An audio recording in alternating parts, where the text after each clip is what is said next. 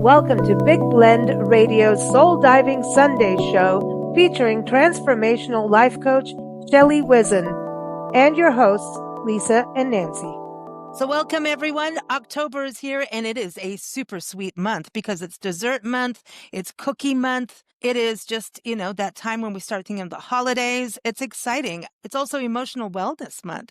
So somehow, I don't know how, Miss Shelley Whizin is going to get us all connected between sweet things and our emotional wellness. And somehow I think chocolate's involved. Is that right? Totally. Chocolate has to be involved. I don't know what there is about chocolate, but it's so romantic. Even the word, even when you see chocolate coming out of your mouth, you feel, satiated on some level. I think sometimes we forget as individuals to sometimes take out like a chocolate and coffee or whatever your treat is, right? It could be cookies. Some people don't like chocolate. I get it, but I don't get it. I don't get it, but I understand. But whatever it is, to have that moment and you can have that little indulgence by yourself, quiet, calm. Maybe it's a sip of tea and a book, just taking that moment back. And I think as we're hitting into, when October comes, here comes Christmas is in the stores already. I mean, what are we doing? Merging Christmas and Halloween? So we're already starting that little stress level. And I'm going, y'all, Halloween means candy. Let's sit back. Let's do something to indulge some. I think we need a break now already. What do you think? Why not? Let's just take a break. Already sitting there. I could see you suddenly. I saw on your face. You're like, wait a minute. I could just sit back and get cake and coffee. Where is my chocolate? Yeah. But is that part of emotional wellness? I mean, you've got your book. What do you bring to the table? Yeah. Look at that. How that did that. See it because you're in the blurry mode. I'm in the blur. Here's a better. There it is. There's Shelley. She's picking lemons and making lemonade. I got my. What did you make with those lemons? I made a lemon salad. Was an Israeli Arabic salad using fresh lemons as the dressing with olive oil, garlic, and yum. Ooh. Yeah. So what do you bring to table? It is National Cookbook Month too, but this is not your ordinary cookbook. This is kind of like a recipe for life. That's right. What I love about the book, and I'm going to reread it again because it always infuses me with life. But what I love about it is when you cook, you could use food as an analogy for life. And that's what I did in the book, using food as an analogy for life. Sometimes we stew, right? There's a word for it. We take it from cook. We stew. Sometimes we stew in our own whatever. And sometimes the stew gets stuck on the bottom, just like our thoughts. They get stuck on the bottom. And so sometimes we need to scrape them off the bottom in order for them to come to the surface for us to be aware of them. Sometimes they're just too deep, too down deep that we're not paying attention. So stirring the pot, I mean, look at those analogies right there to help us free our thoughts and free ourselves so we can feel better, so we can feel that sweet and also the savoriness of life, So when I'm taking my indulgent moment, I'm marinating. You are definitely marinating. And sometimes when somebody gives us a new thought, we need to marinate on that thought because if it's different than the thoughts that we've already got going, then we need to actually make room for the new thought. And in this workshop that I've been doing, this part called Shift, I've got this image, which I love, of this woman with all these no vacancy signs in her head. Because sometimes when our thoughts are so full of our own self and our own past, there's no room for a new thought to come in. So then I've got it juxtaposed with a woman that has vacancy signs in her head. So we could make space for something new to come in. So just like going grocery shopping, we tend to leave ingredients that we don't know what they are. We're not going to buy it. It may look delicious, but I don't know how to cook it, so I'm not going to buy it. I don't know even what it is. I'm not going to buy it, That's a good point. And so we get stuck with the same meals you just get into this rut of what we're eating. Our bodies are bored. Then even eating dinner, this is where we just get it down because we need to eat to survive. Or then it just gets into, let's just do frozen pizzas. Uh-oh, now I'm going to get in trouble. But isn't that true if we don't spice it up with what we're doing? with something new. Is enjoying whatever it Mm, is you are doing. If that idea to create something new, because I love, as I told you before, I'm a creator. I love hmm creating, whether it's food, whether it's hand painted clothing, whether it's bedding, whether it's little kits, whatever it is, mm, I love to create. So when I'm in the kitchen or I have an idea of what it is that I want to make for dinner, like if I want to make a soup, my instinct soups, I go to the market and the vegetables go, I want to be in your soup. I want to be in your soup. So I have this ongoing relationship. Again, we talk about relationships hmm with whatever it is that I'm doing. So it Yeah. means something. It's not just haphazardly throwing food together, hmm because where the the love behind the food and what it is you're doing, even washing the dishes. I mean, I like cleaning up after because I like making sure everything's real clean. So Yeah. then I make a mess and I love that's okay. And then I clean it up. It's kind of Yeah. fun. It's the whole cycle of it. I'm glad you brought that up because actually getting things clean, I'm very much like, I want it done. Otherwise, it bugs me. Like, oh, I left those dirty dishes in the sink. I'm going to have to get it done. And then something will crop up that I have to do. And then next thing you know, the dirty dishes start to grow mold. They don't, but it No, I never get gets it. that bad. But I'm very much like, and I Yeah, think it's a very Buddhist thing as what I've read about is like, just follow through. Keep your follow through because in life we tend to not follow through and just go put off, put off, put off. Sometimes you have to, but the follow through to me. And then once I got past, learned that, it became a habit for me to keep following through. And then when you're doing the dishes, I go, it's a moment of Zen. It's calm. It's calm. This is my time. No one can tell me what to do because there's running water and I can't hear. that's very So I think we just have to, like you said, find those joys. So what do you bring to the table? mm. That title. Tell everybody about the title. I love this title. Why? A friend of mine who inspired me to write this book, she said, honey, you have so much wisdom. You need to write a book. You need to write a book. I've known that for a long time. And then she said, you know what? If you come up with a food angle, I think I can get you a media launch. And I went, okay. 15 minutes after that phone call, I got the whole concept because I'm a foodie. I've been cooking since I was 8 years old. I make these instinct soups, right? And so there's the food angle, right? And then I have clients. I'm also a life coach and a death midwife. And I Mm, have clients that always, if they're in a relationship, they talk about he did this, she did this, she did that. And I always ask them, what do you bring to the table? What is your part in that relationship? What is your part in that dynamic? So it's having to own and take responsibility for your own behavior. So the dual, the part of the food, what do you bring to the table, which I mm. like to bring delicious food to the table, right? And who you bring to the table. So having delicious friends and family, right? And what do you bring to the table food wise? And what do you bring to the table life wise? So the two just made sense to write about together. They do. And I think about it about food, like even what are you bringing to the table? It's like, okay, maybe we're going to have a party and everybody's going to bring a dish. Maybe we have a theme. We're going to have food from around the world. Everyone's bringing, we're going to represent each continent. And then someone forgets and doesn't do their part. Now we've lost our whole party theme. That's a party pooper, right? So everybody brings something and it's exciting and it's fun. Like, ooh, we're going to do something. So I, Right. I love that part. And then also what's interesting about you also being a death midwife is, did I say that right? A death doula, death midwife. You help people pass on, and go to their next adventure. I love how Jane Goodall was excited about death. She's like, Mm. who knows? She's Right. like, this is the next big adventure. And I thought that was such a great, you know, mindset. But at the end, they always say what your last meal is going to be. Like, even when you're in a hospice, what is the last thing you want? Some people, they're like, hey, I Not used to one smoke weed. food. I want to smoke a joint before I go. Let them, Right. Exactly. so I think the food thing is, we always talk about that. The last meal in prison systems, the last meal, oh, you're stranded on a desert island. What's your meal? So there's always that.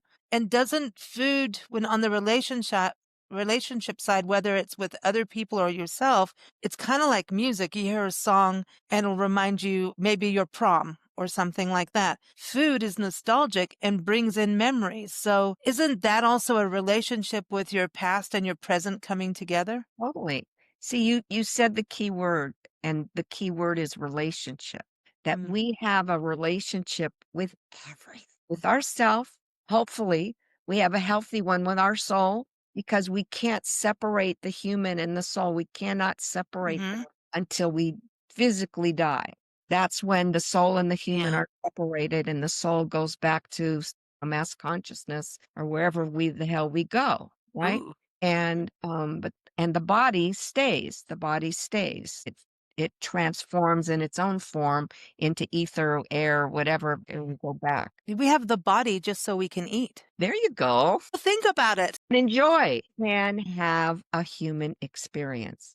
Mm. That's why we have a body. And so it's the human experience because I believe that we're spiritual beings having a human experience, and it's not the other way around. And it's the human part that's the bumpy ride because Mm. we don't know how to do it.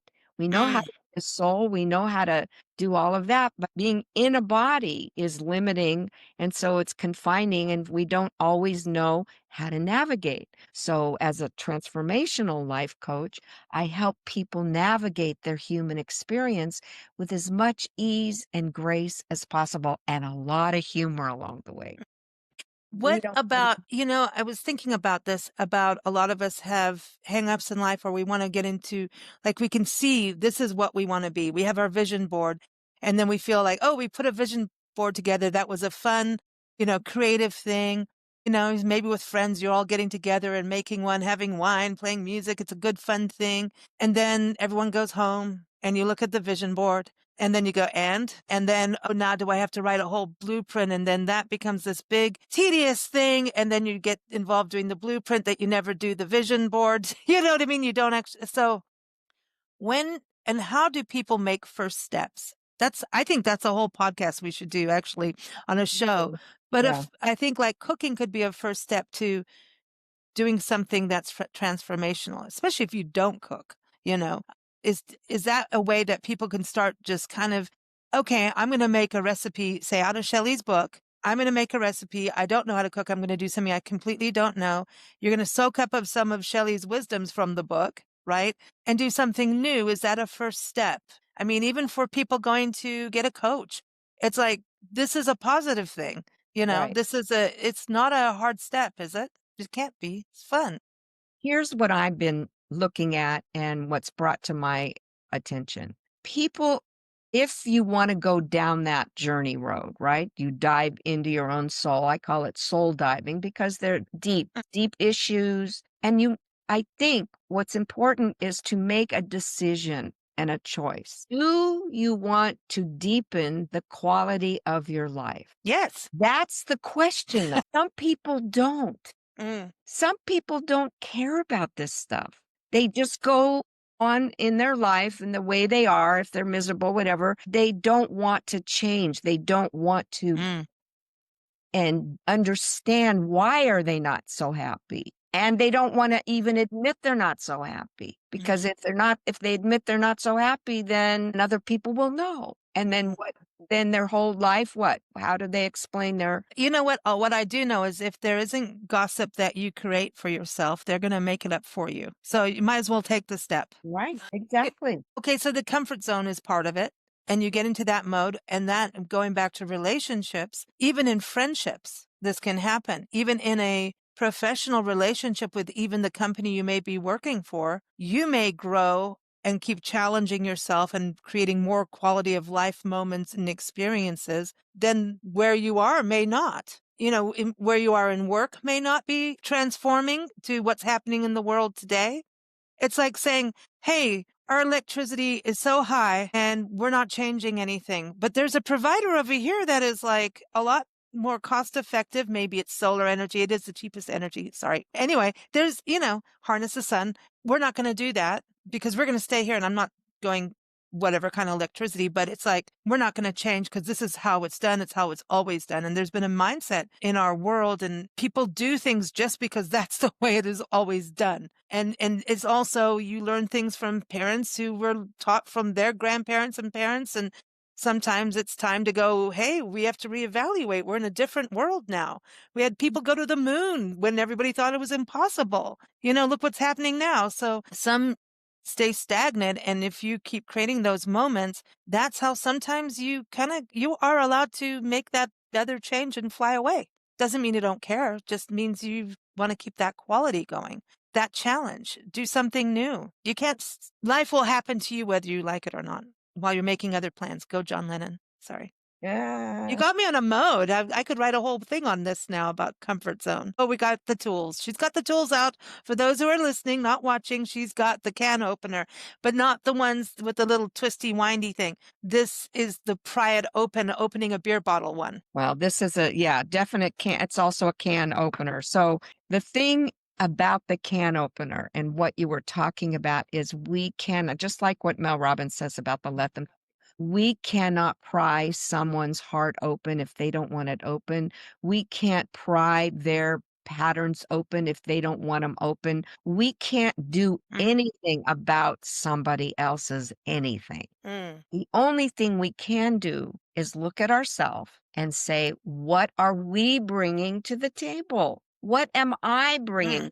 Am I doing? How is my attitude? How is my work ethic? How is my integrity? How is my honor?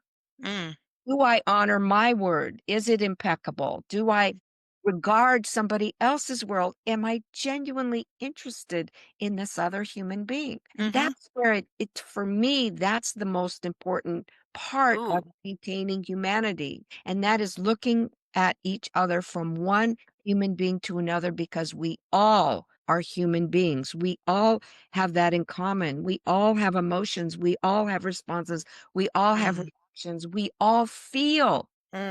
Even if we say we don't, we feel numb. Yep. It's like they say, something was said, it means something. Nothing being said means something, It all means something. And we all mess up. And We're all mess human. up. I say, fess up when you mess up. So much easier. It's like doing the dishes. Yes. Get it done. Move on. Get her done and move her on. Question you want to ask. So the important other question in a relationship is, do you want to heal the relationship? If you answered no, then there's nowhere to go. There's nothing to do. You can leave, you can not leave, you can keep it the way it is, with static, or if you want to heal the relationship, then you're different. You bring a different quality to the relationship, and you come from a place of heart and not a place of ego and mind. And it's a switching the centers. Who's driving the car?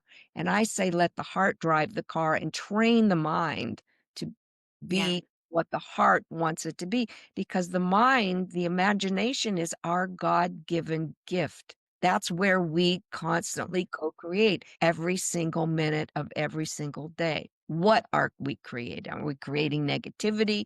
Are we creating resentment? Are we creating what are we creating? We're creating something. Yeah. Not create. We're creating our heartbeat. Every single moment, our heartbeat is creating another heartbeat.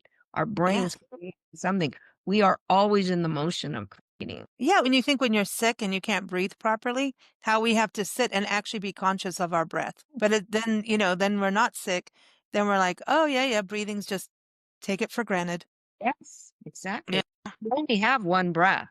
We have one inhale, we have one exhale, and it's what we do with all those in between inhales. And I like this. Inhale and you die with an exhale. Okay, can we do one more tool just for fun? Okay. I want the glasses. We want, because I think this also, it's like, all right, so when you go, you got your chocolate cake, and everyone, we've got a free download of Shelley's chocolate cake from the book. And it's also it's chapter 5. So the link is in the episode notes. It's actually, you're going to see all these other resources. So see, now that's the fun thing. Now I go to make your chocolate cake, and by accident, I opened and slammed the oven door. And we all know when you're baking, that's a no-no. The cake went, eh. So I pull the cake out. What do? You eat it But because it tastes like delicious brownie.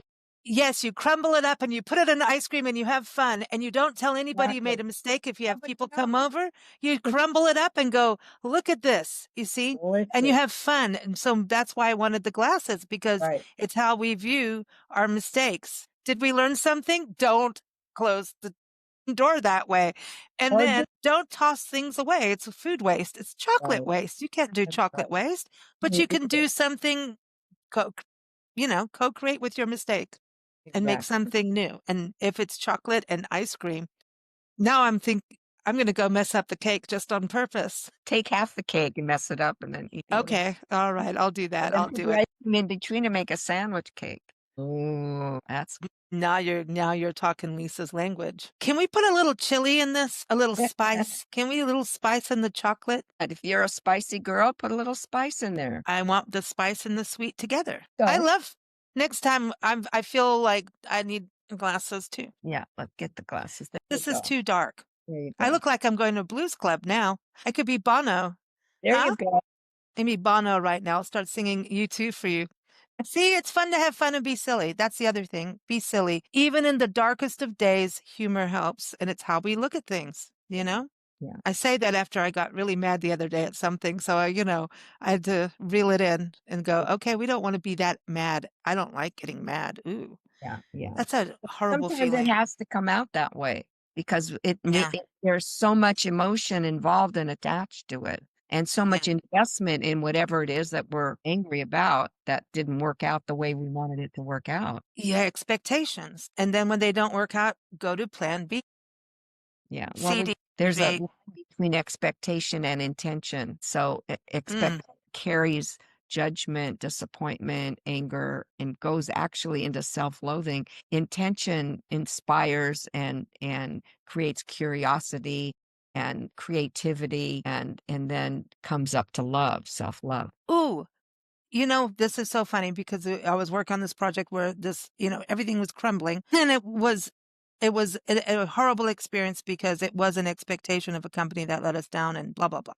And I'm sitting there looking at this going, well, this isn't working. This isn't working.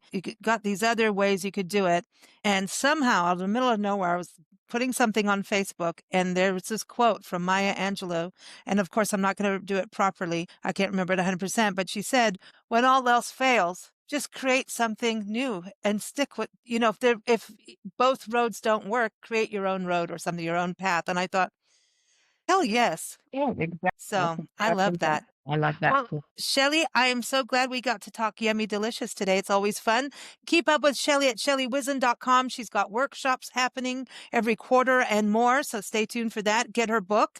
It makes a wonderful gift for the holidays. I'm showing off. What do you bring to the table? And it makes a wonderful gift for ourselves. Yes, it's a great gift for yourself.